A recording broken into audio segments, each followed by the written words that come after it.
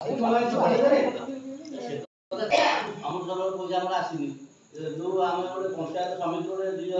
যেটা মনা কলে সিଏ যাଉনি সিଏ মନା কলে সি কହୁଛି ତମେ ଯାଉନ ଆମେ ଯିବୁନି।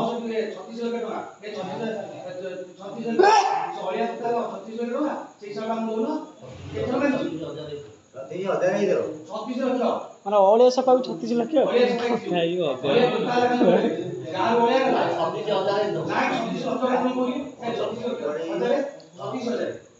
ଛତିଶ ହଜାର ପ୍ରମାଣ ଦେଇଦବ ତାହେଲେ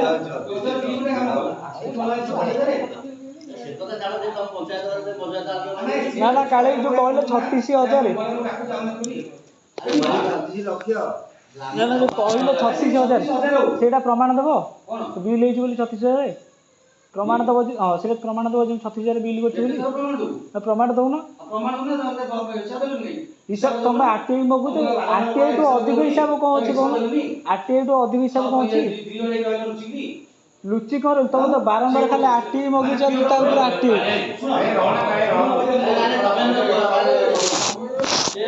ଆଜିକାଲି ଯୋଉ ତମେ ନଜଣିଆକୁ ନ ସେ ତମକୁ ସବୁ ଯିବ ସବୁ ତ ଇଏ ଯାହା ଖର୍ଚ୍ଚ କରିବେ ସାଙ୍ଗେ ସାଙ୍ଗେ ଲୋଡ କରିବେ।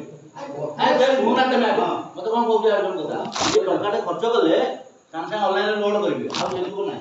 ତମେ ଆମକୁ ହିସାବ ମାଗୁଛ ଇଏ ଆମ ଯାହା ଆମକୁ କହିଦେଇଗଲା ଆମେ ଫୋନ କରିବା ପଇସା କଣ ଲୋକ ମୋବାଇଲ ଜାଣିଦେଲେ ଆମ ପଞ୍ଚାୟତ କେତେ ପଇସା ଅଛି କୋଉ ଯୋଜନାରେ କେତେ ପଇସା ଆସିଛି କେତେ ପଇସା ଖର୍ଚ୍ଚ ହେଇଛି ଆଉ କେତେ ପଇସା ଅଛି ସାଙ୍ଗେ ସାଙ୍ଗେ ବାହାରିବି କିଛି କହିଲେ ଶୁଣ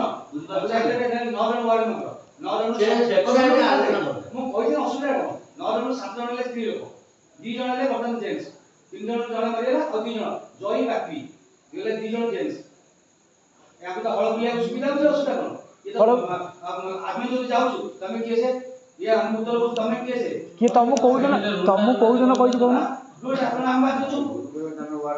ତମକୁ କୋଉ ଦିନ କୁହାଯାଇଛି କୁହ ଯେ ତମେ କିଏ ସେ ମୁଁ କୋଉ ଦିନ କହିଛି ତମେ ଆମର ଯୋଉ ପଞ୍ଚାୟତ ପଇସା ନୁହେଁ ଆମ ଗାଁରେ ତ ସରପଞ୍ଚ ଗାଁରେ 3 ବର୍ଷ ହେଇଗଲା ଟଙ୍କାଟା ଆମେ ପଞ୍ଚାୟତ ମୁଁ ତ ଭାଇ ଏବେ ବି ମୁଁ କହୁଛି ସେ ପାହାଚ